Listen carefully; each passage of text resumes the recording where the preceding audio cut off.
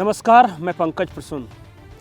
दोस्तों, आपको याद होगा कि दिल्ली में जब मुख्यमंत्री हेमंत सोरेन के यहाँ ईडी ने छापा मारा था तो उस वक्त एक BMW कार बरामद हुई थी, ब्लू कलर की।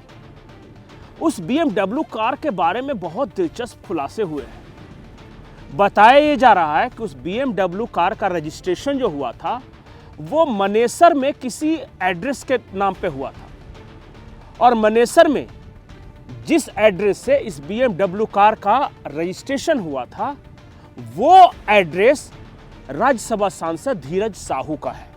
धीरज साहू वही सांसद हैं जिनके यहाँ ईडी की जब छापेमारी हुई थी तो 350 करोड़ के आसपास कैश बरामद हुए थे।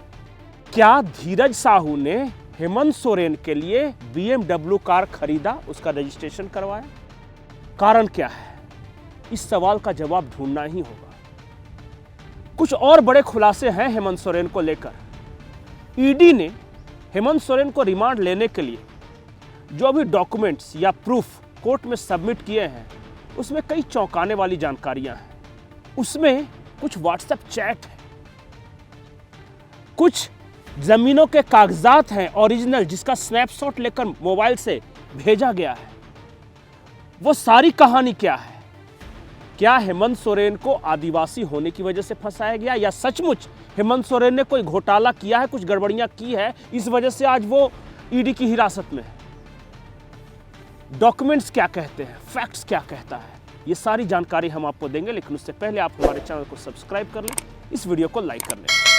सबसे पहले हेमंत सोरेन जिस मामले में ईडी की हिरासत में है वो है जमीन घोटाले से जुड़ा मामला।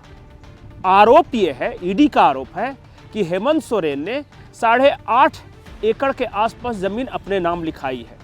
ईडी ने जो कोर्ट में सबूत पेश किए हैं उसके अनुसार एक भानु प्रताप है। अब भानु प्रताप साहब रजिस्ट्री ऑफिस में काम करते थे जहां जमीन की लिखा पड़ी होती है और उनके यहां से कई ट्रंक सरकारी कागजात, जमीन से जुड़े हुए डीड्स वगैरह बरामद किए थे ईडी ने छापेमारी में। इसके साथ ही उसी भानु प्रताप का मोबाइल फोन बरामद किया था और उस मोबाइल फोन में ईडी का आरोप यह है कि उस मोबाइल फोन में ही एक ओरिजिनल डॉक्यूमेंट्स है जो यह साबित करता है कि हेमंत सोरेन के नाम पर उस जमीन की जमाबंदी की गई और बजाबते स्नैपशॉट लेकर भानु प्रताप ने उसे हेमंत सोरेन को भेजा था। आरोप यह भी है कि जिस जमीन को हेमंत सोरेन ने जो कथित तौर पे लिया था वहां पे कल्पना सोरेन और हेमंत सोरेन दोनों खुद फिजिकली वेरीफाई करने भी आए थे। लेकिन एक आरोप उससे भी बड़ा है। आरोप यह है कि जब ईडी को इस मामले का पता चला, जब मीडिया में यह मामला आया, जब ईडी ने हेमंत सोरेन को समन भेजा तो अचानक से सारे सबूत धीरे धीरे मिटाए जाने लगे। हेमंत सोरेन ने अपने पावर का इस्तेमाल करते हुए सबसे पहले जो जमीन ली थी, जो इनके नाम पे जमाबंदी हुई थी, उसको सबसे पहले खारिज करा लिया। बैक डेट से जो ओरिजिनल मालिक था उसको उस जमीन को वापस सौंपा गया। उस जमीन को एसआरए कोर्ट से सीधे उस जो ओरिजिनल मालिक है, कोई पाहन है, राजकुमार पाहन, उसके नाम पे दोबारा किया गया। राजकुमार पाहन को वहां बसाया गया ताकि यह साबित किया जा सके कि इस जमीन की कोई खरीद बिक्री नहीं हुई है और जो ओरिजिनल मालिक है वो वहीं पे है। ईडी का आरोप यह है कि सारे सबूतों को नष्ट करने के लिए कुछ सरकारी अधिकारियों ने हेमंत सोरेन का सहयोग किया और पावर का एब्सर्ड मिसयूज, इस शब्द का इस्तेमाल किया गया है। हेमंत सोरेन ने ईडी के समन को नजरअंदाज करने के दौरान, उस पूरे दौरान सारे सबूतों को नष्ट करने के लिए पूरा सिस्टम को लगा दिया। और जिस दिन यानी 29 जनवरी को, जिस दिन दिल्ली में हेमंत सोरेन के आवास में छापेमारी चल रही थी, जो 40 घंटे के लिए हेमंत सोरेन गायब रहे, उसी दौरान यह सारा खेल हुआ है झारखंड में। एक और बड़ी बात, एक है विनोद सिंह, रांची में रहते हैं, पेशे से आर्किटेक्ट हैं। उनका मोबाइल चैट बरामद हुआ है 319 पन्नों का। उस मोबाइल चैट में यह जानकारी है कि कैसे ट्रांसफर पोस्टिंग के लिए पैसे दिए जाते थे। होटवार जेल के लिए 5 करोड़ लगेंगे अगर आपको होटवार जेल का अधीक्षक बनना है तो। किसी जिले का अगर आपको डीसी या डीएम जो डिस्ट्रिक्ट कमिश्नर बनना है तो इतने पैसे लगेंगे। प्राइम पोस्टिंग अगर मान लिया कि धनबाद का, बोकारो का या रांची का अगर डीसी बनना है तो इतने पैसे लगेंगे।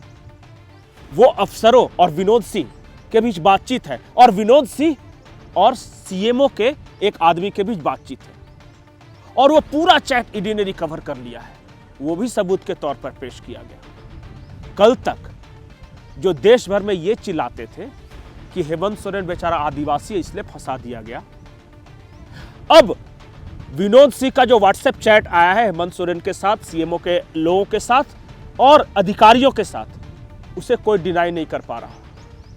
जो भानु प्रताप के यहां से डॉक्यूमेंट्स जो उसने घर पे रखे हुए थे, उस डॉक्यूमेंट्स को कोई डिनाई नहीं कर पा रहा। भानु प्रताप ने अपने मोबाइल से ओरिजिनल जो जमीन के कागजात है, जो जिसकी जमाबंदी की, उसका स्नैपशॉट लेके जो भेजा था हेमंत सोरेन को, उस चैट को कैसे आप डिनाई करेंगे?